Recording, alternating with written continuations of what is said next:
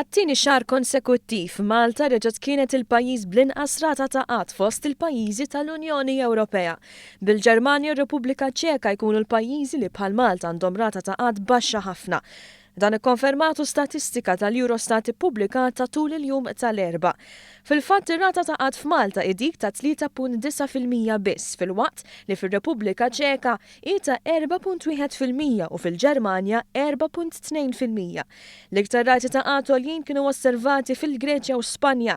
Ir-rata ta' qatt medja fl-Unjoni Ewropea dik ta' 8.6%, filwaqt li dik fiż-żona euro hi ta' 10.1% li jfisser id-doppju jew iktar mid-doppju tar-rata ta' qatt f'Malta.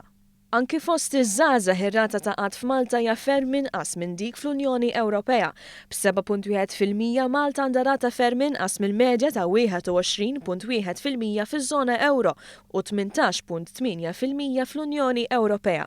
Il-Prim Ministru reaġixxa l-aħbar fuq Twitter fejn esprima sodisfazzjon u qal li l-Gvern irid jaħdem iktar.